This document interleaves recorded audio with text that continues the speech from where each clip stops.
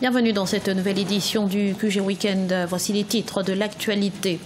Au Togo, une étape a été franchie ce vendredi. Le projet de réforme constitutionnelle a été validé à l'Assemblée nationale. Il prévoit la limitation du nombre de mandats du chef de l'État et un scrutin présidentiel à 2 tours. La gestion des déchets, une opportunité économique à saisir en Algérie. Elle pourrait en effet générer 38 milliards de dinars par an, soit près de 24 millions de dollars. Et puis, le réseau routier est fortement dégradé en Guinée, un constat qui a de lourdes répercussions sur l'activité économique et notamment en zone rurale. Focus sur la localité de Guékédou dans ce journal. Au Togo, le projet de réforme constitutionnelle a été validé en commission ce vendredi à l'Assemblée générale. Il reprend les principales revendications de l'opposition, mais celle-ci reste ferme. Elle veut un retour à la Constitution de 1992. Voyez ce reportage d'Aimé Fakofi, notre correspondante au Togo. C'est à huis clos que les discussions relatives au projet de loi de révision constitutionnelle se sont déroulées à Lomé au Togo ce vendredi. Durant plusieurs heures, les députés togolais réunis en commission des lois constitutionnelles à l'Assemblée nationale ont planché sur 3 articles du projet de loi. Il s'agit de la limitation du mandat présidentiel à 2 sans rétroactivité, de la limitation du mandat législatif et du mode de scrutin uninominal à 2 tours. Le projet de loi a été adopté en commission composée de 10 députés, dont 6 voix pour et 4 contre. Ici, c'est un projet de loi qui vient par le gouvernement.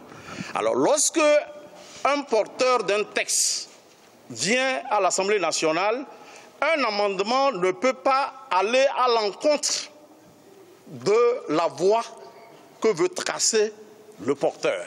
Le texte sur les réformes envoyées par le gouvernement a été voté en bonne et due forme. C'est vrai, une partie des membres de la commission de loi constitutionnelle est partie, mais la grande majorité de cette commission est restée. Elle a fait son travail, elle a voté le projet de loi qui a été amené. Au sein de la commission, l'opposition maintient sa position, le retour à la Constitution de 1992 dans sa version originelle. Cette Constitution ne permet plus au président Faure Gnassingbé de briguer un 4e mandat à la tête du Togo. Ils ont déposé un projet de loi de révision constitutionnelle pour la paix, disent-ils, et ils ne peuvent pas accepter les amendements que nous avons proposés. Nous avons notre document qui récapitule les 48 amendements. S'ils veulent les étudier pour retourner, parce qu'il ne faut jamais oublier que notre objectif, c'est le retour à la Constitution de 92. Mais les manifestations tiennent plus que jamais. Le rapport rédigé au niveau de la commission des lois constitutionnelles sera transmis en plénière où il faudra requérir les 4/5 des parlementaires pour définitivement faire passer le nouveau texte constitutionnel. Le recours au référendum est également envisagé par le gouvernement si les négociations échouent en plénière. Le Burundi des droits de l'homme n'existe-t-il pas vraiment? Tel est le thème d'une conférence donnée ce samedi 16 septembre à Paris par Willy Nyamitwe, conseiller à la présidence burundaise. Objectif, défendre la position des autorités de Bujumbura face au récent rapport de l'ONU sur les droits de l'homme. Une rencontre boycottée par une partie de la diaspora qui a d'ailleurs organisé un rassemblement pour manifester son mécontentement. 40 millions d'habitants pour 12 millions de tonnes de déchets produites par an. Ce sont les données révélées par l'Agence nationale des déchets en Algérie. Et dans cette masse, les emballages représentent un peu plus de 25%. Pourtant, leur valorisation pourrait générer des milliards de dinars. Explication avec Gladys Mouamba.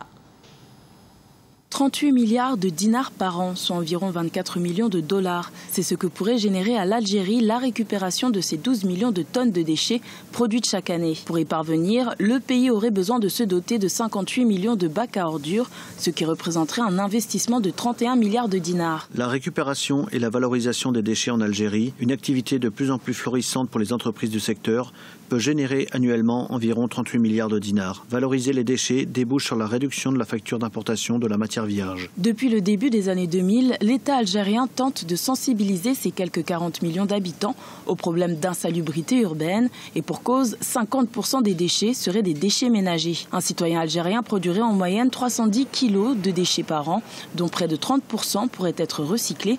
Mais actuellement, seuls 10% des déchets ménagers produits à travers le pays seraient valorisés. L'État n'a pas pris conscience effectivement de l'importance du volume des déchets sur l'environnement. C'est récent puisque dans le dernier remaniement gouvernemental, on a créé un ministère de l'environnement et des énergies renouvelables. Et c'est lié aussi au comportement des consommateurs. Si vous mélangez tout dans le sac de poubelle, c'est difficile d'aboutir à un recyclage des déchets à usage économique. Outre l'aspect social et environnemental, l'activité de gestion des déchets pourrait être une filière économique génératrice de richesses et pourvoyeuse d'emplois dans le pays. Actuellement, 80% de la récupération des déchets passerait par le secteur informel. En Guinée, les infrastructures routières ont atteint un niveau de dégradation sans précédent, à tel point que certaines communes rurales sont pratiquement isolées. C'est le cas de la sous-préfecture de Wendekenema à Gekedou, dans le sud-est du pays. Voyez ce reportage de Emmanuel Mimono, notre correspondant en Guinée. Zone de production agricole par excellence, la ville de Gekedou, dans le sud-est de la Guinée, souffre de la dégradation des infrastructures routières. Ici, sur la piste Gekedou-Wendekenema, longue de 45 km, la traversée prend 4 heures pour les véhicules les plus puissants. Les seuls moyens de déplacement utilisés en cette période de grande pluie restent les motocyclettes.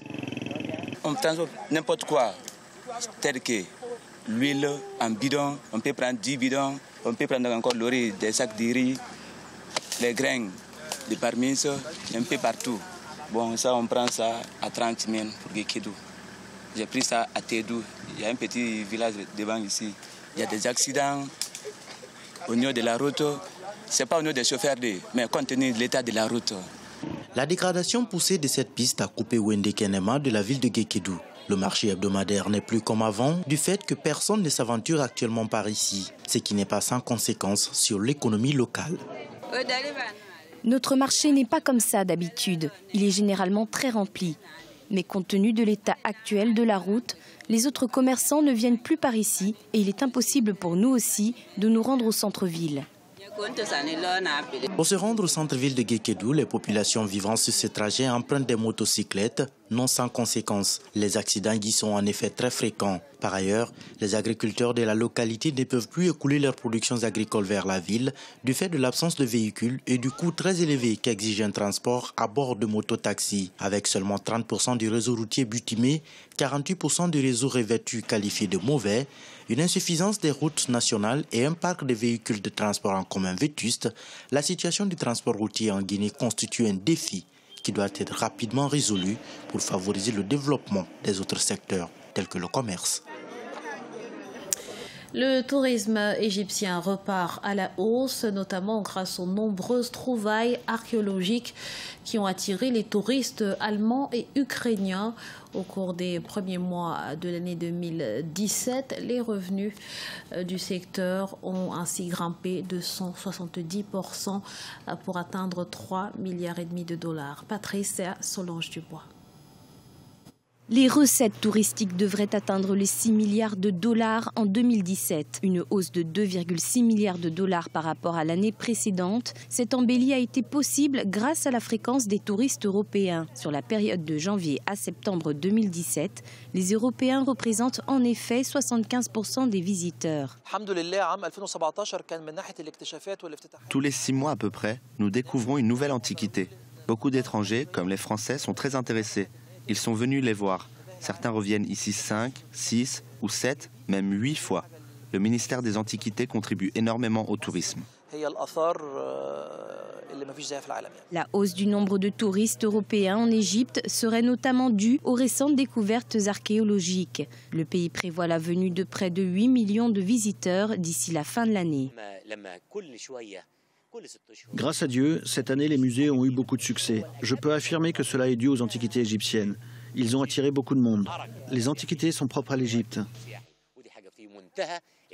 Le tourisme est la première ressource en devises de l'Égypte. Il avait subi une baisse ces 2 dernières années, notamment due au manque de touristes russes, principale source majeure. La Russie avait interdit les vols continus après le crash d'un avion russe dans la péninsule du Sinaï en 2015.